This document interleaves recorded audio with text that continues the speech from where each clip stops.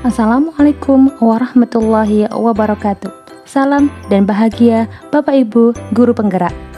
Saya Wahyu Anita Nurdiana, calon guru penggerak Angkatan 9 dari UPT SMP Negeri 18 Gresik, Kabupaten Gresik, Provinsi Jawa Timur, akan memaparkan kesimpulan dan refleksi pemikiran Ki Hajar Dewantara pada modul 1.1 koneksi antar materi. Pendidikan dan pengajaran tidaklah sama. Pengajaran adalah bagian dari pendidikan. Menurut Ki Hajar Dewantara, pengajaran adalah proses pendidikan dalam memberi ilmu untuk kecakapan hidup anak secara lahir maupun batin.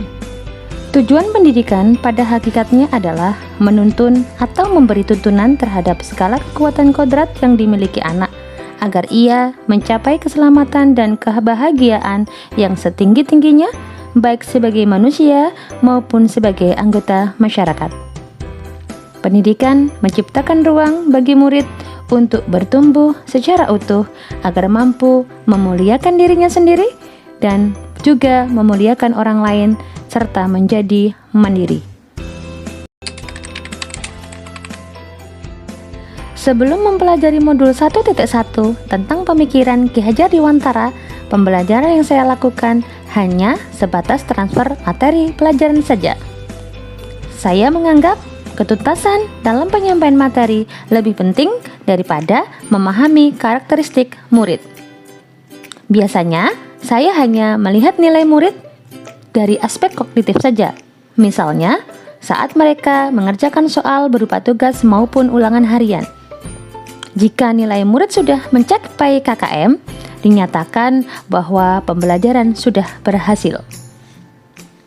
Selain itu, saya pun beranggapan bahwa murid hanya sebagai objek pembelajaran, sehingga pembelajaran berpusat pada guru atau menggunakan metode teacher center. Sebelumnya, saya tidak mempedulikan apakah murid sudah benar-benar paham dari apa yang saya ajarkan atau saya sampaikan. Saya pun hanya meminta siswa untuk menghafal materi yang saya ajarkan tanpa memikirkan bagaimana cara agar materi tersebut dapat dipahami dengan sepenuhnya. Sehingga saya pun merasa gagal dan mengeluh jika banyak murid yang tidak tuntas setelah melakukan evaluasi.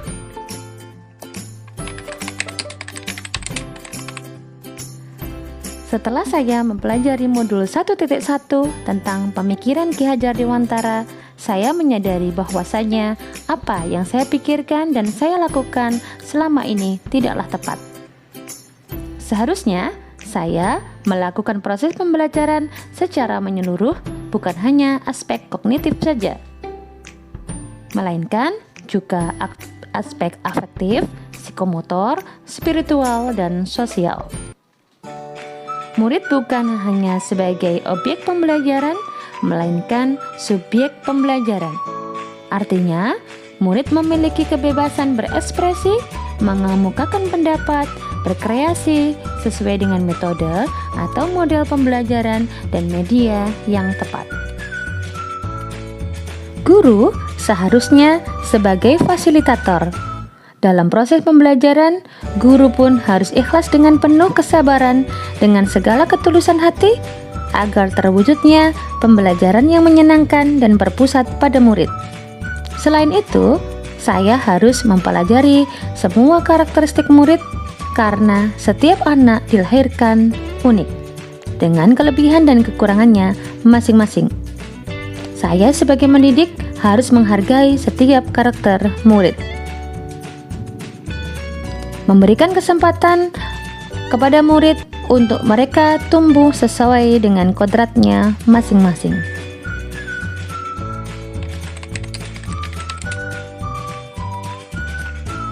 Yang dapat saya terapkan dalam pembelajaran di kelas antara lain, yang pertama, merancang pembelajaran yang interaktif dan menyenangkan dengan melibatkan murid sesuai dengan metode student center. Berikutnya, saya akan menerapkan pembelajaran abad 21 yang sesuai dengan pemikiran Ki Hajar Dewantara, yaitu berpikir kritis, kreatif, komunikasi, dan kolaborasi Dengan tetap berpegang teguh pada konsep memerdekakan anak, pembelajaran tidak lagi menuntut tetapi menuntun.